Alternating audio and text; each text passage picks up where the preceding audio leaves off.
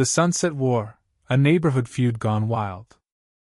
James Hartley arrived in the quiet suburban neighborhood like a king claiming his throne.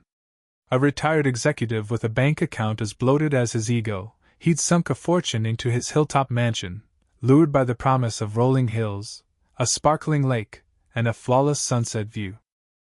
That sunset was his obsession, his daily reward for decades of corporate conquests. He pictured himself on his sprawling deck, sipping overpriced bourbon, basking in the golden glow like a modern-day emperor. But there was one problem: Ethan Caldwell's house. Ethan, a longtime resident, lived in a modest, modern home built legally a decade before James ever set foot in the area.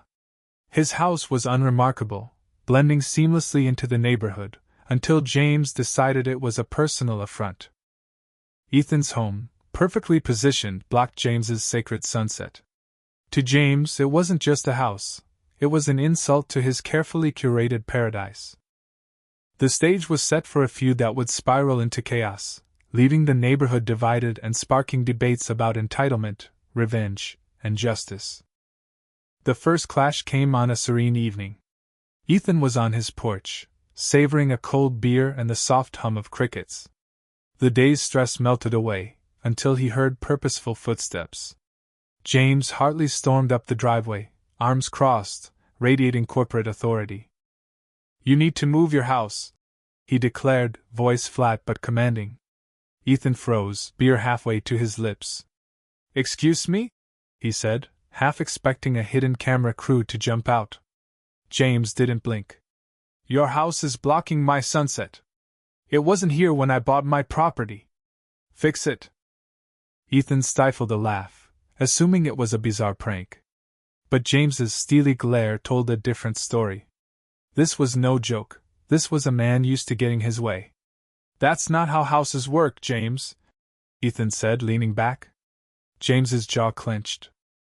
"You have 2 months, or I'll take legal action," he snapped before marching off, leaving Ethan dumbfounded. Was this guy serious? Spoiler, he was. And he was about to unleash hell. James didn't take Ethan's refusal lightly. Like a general plotting a siege, he launched a multi-front war. First, he bombarded the HOA with complaints, claiming Ethan's house was an unauthorized structure that ruined the neighborhood's aesthetic integrity. Never mind that Ethan's home predated James's arrival by years or that it was fully permitted. The HOA, unimpressed, dismissed James's claims, reminding him that no one owns a sunset. James's response? Escalation. One morning, Ethan stepped outside for his coffee and stopped dead. Across his wooden fence, in bold red spray paint, was a single word: move. His heart raced. Not just petty vandalism, this felt personal, threatening.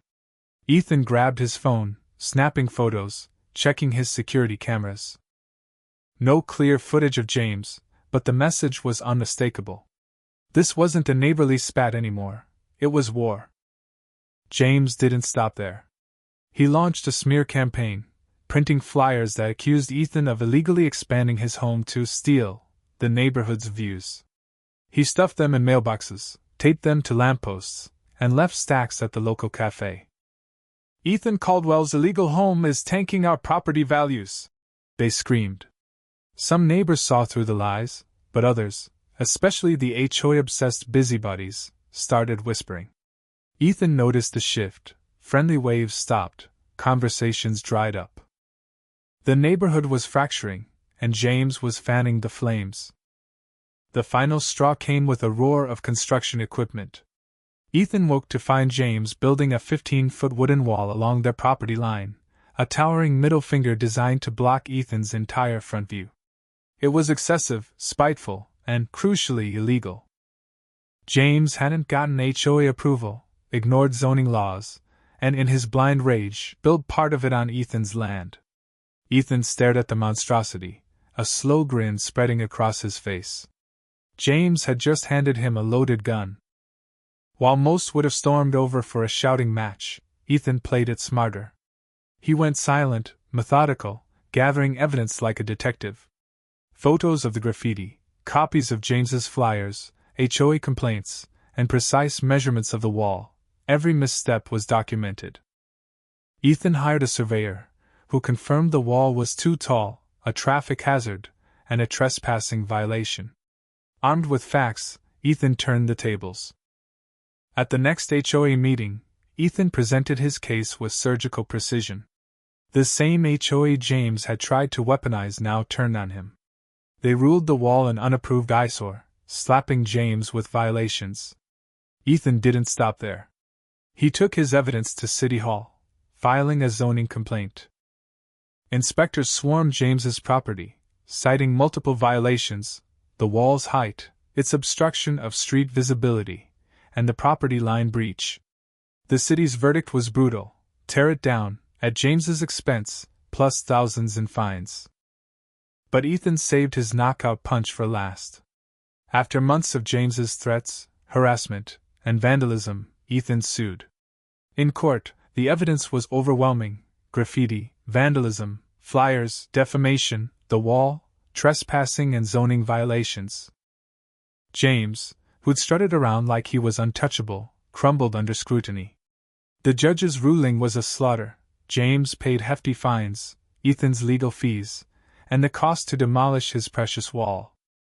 The neighborhood buzzed. Some cheered Ethan's victory, others whispered James got what he deserved, but a few sympathized with James, arguing Ethan had gone too far. The demolition day was pure theater. Ethan sat on his porch, coffee in hand, watching as trucks rolled in. James hovered, red-faced, ranting about government overreach and corrupt systems. No one listened. At 9:15 a.m., the first section of the wall crashed down. By noon, it was rubble. James looked like he'd aged a decade, his dream of suburban dominance in tatters.